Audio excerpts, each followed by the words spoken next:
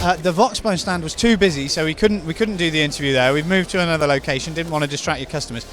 How are you finding the event, first of all? It's great, really. I mean, there's loads of executives here to speak to. The talk tracks are amazing.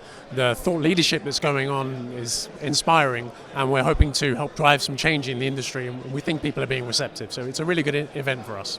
One of the most interesting things when I was chatting to you on your booth earlier and we were surrounded by customers was some of the references you've got in terms of existing use cases and customers.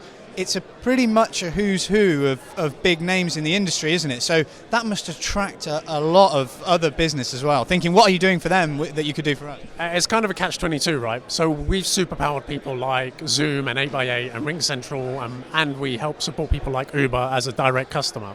But our biggest problem is that people outside of the industry don't really know who we are.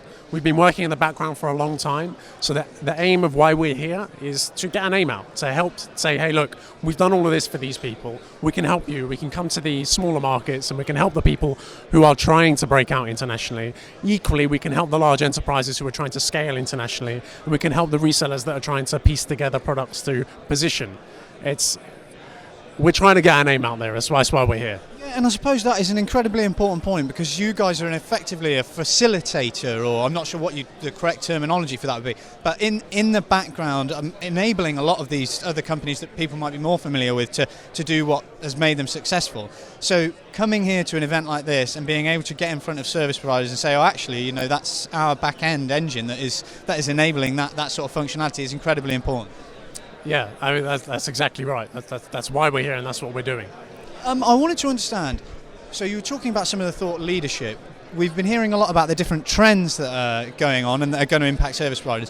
One of the ones that must have really encouraged you guys is how much emphasis has been put on CPaaS and communication integration generally. Yes. And everyone is talking about, as a service provider, you need to be looking at this to be equipped for the next generation of communications. That must be really encouraging from a Voxbone perspective. You must be almost rubbing your hands thinking, we can help service providers do this, and other customers, vendors and large enterprise. Yeah, absolutely. I mean, for us, the way we see this is it should be an open industry. Traditionally, it's been a bit slow. I've got a track talk later on where I think I say it's porridge-paste industry, and it's kind of like that. It's been a bit slow at integrating open standards. There's lots of silos in this industry, and the CPaaS market is driving the industry to change to be more open. As a company, Voxbone have a completely open stance. We will integrate with anybody. We will work with anybody who wants to come and scale with us. So what the CPaaS market is doing is enabling us to power more organizations and drive our open standards narrative. We achieve that through APIs and SIP standards. It's quite a simple recipe for a very powerful deliverable. And do you think the industry is finally sort of waking up? We've heard a lot about it, but we saw more and more use cases in the keynotes yesterday and in the panel sessions, and yours is obviously coming up later where you'll talk about that, about how important that is in terms of improving business processes, which ultimately is the entire goal of communications. It wants to be able to directly impact a line of business system.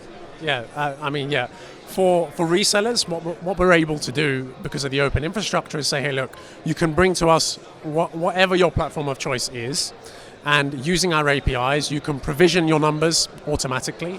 You can register for emergency services on our entire global portfolio automatically. You can action ports on our entire global portfolio automatically. And we're one of the first people to achieve that. For the large enterprises, we can say, hey, your leavers and joiners process can now be automated. When you have a new person starting in your company, why should you have to go into a portal and click and buy a number and provision a service? Why can't it just be integrated in whatever your workflow is for your leavers and joiners? Equally speaking, for these large enterprises that have got many different siloed communications applications, like for example, they might have corporate telephony or they might have a contact center, and their core application might have an element of telecommunications built in. I'd cite Uber for that.